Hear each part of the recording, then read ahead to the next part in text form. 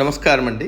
అంతర్యామిలో ఈరోజు అంశం 4 మంచి మాటలు మనకు అందించిన వారు డాక్టర్ బండి సత్యనారాయణ గారు. వినిపిస్తున్నది మీ విజయభాస్కర్. మైత్రి, కరుణ, ముదిత, ఉపేక్ష అనే 4 సాధనాలతో జీవితాన్ని చింతనారహితంగా అలంకరించుకోవచ్చు. ఈ 4 భావనలు ప్రతి మనిషిలోనూ ఉంటాయి. వాటిని అభివృద్ధి చేసుకోవడంలోనే ధన్యత ఉంది. సృష్టిలో మైత్రి ఎంతో మధురమైనది, అంతకంటే విలువైనది కూడా. మైత్రీ భావంతో నిండిన హృదయం ఉన్నవారు శత్రువును కూడా ద్వేషించలేరు. అందరితో స్నేహంగా మసులుకుంటే శత్రువులు ఉండరు. శత్రువులు లేకపోవడం అనేది అష్టైశ్వర్యాలు కలిగి ఉండడం కంటే గొప్పది. అటువంటి వారి జీవితం ఎప్పుడూ ప్రశాంతంగా ఉంటుంది. మైత్రి వల్ల పరస్పర ప్రయోజనం ఉంది. ధర్మపత్నిని కూడా స్నేహపూర్వకంగా చూడాలనేది ఆధునిక భావన. నిజమైన మైత్రి ఎప్పుడూ ఒక ధీమాను, భరోసాను ప్రసాదిస్తుంది. కరుణ లేని జీవితం రుచి లేని ఆహారం లాంటిది. పరిమళం లేని పుష్పం ఎలా అయితే ఆదరణ పొందదో, కరుణ లేని వారు మూర్ఖులుగా మిగిలిపోతారు. ఈర్ష్య, అసూయలను వదిలిపెడితే కానీ ఎవ్వరూ కరుణతో ప్రవర్తించలేరు. కరుణ కలిగిన వారికి స్వపర తేడాలుండవు. అందరూ తనవారే అనుకుంటే తప్ప ఎవరూ కరుణామయులు కాలేరు. కరుణ మనిషిని విశ్వమానవుడిగా తీర్చిదిద్దుతుంది. కరుణ శత్రువులను కూడా మిత్రులుగా చేస్తుంది.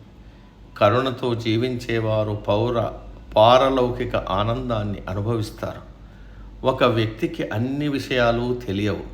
కొందరు కొన్ని విషయాల్లో పరిపూర్ణులుగా ఉంటారు. మరికొందరు మరికొన్ని విషయాల్లో సంపూర్ణులుగా ఉంటారు. మనకు తెలియని మంచి విషయాలు గొప్పవారి నుంచి గ్రహించడానికి సానుకూల మానసిక స్థితి అవసరం. లోకంలో ఎవరు కూడా ధనం ఉదారంగా ఇవ్వరు. అలాగే బంగారం లాంటి విలువైనవి ఎవరు ఊరికే ఇవ్వరు. కానీ వారికున్న జ్ఞానాన్ని కోరితే ఆనందంగా ఇస్తారు. ధనము, బంగారం కంటే జ్ఞానమే విలువైనదని తెలివైన వారు గ్రహిస్తారు.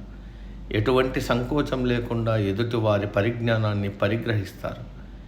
అహం వీడి ఎదుటివారి పరిజ్ఞానాన్ని స్వీకరించడం జీవితాన్ని మెరుగుపరుచుకోవడంలో భాగమే అనుకుంటే తప్ప జ్ఞాన స్వీకరణలో ఎవరూ రాణించలేరు.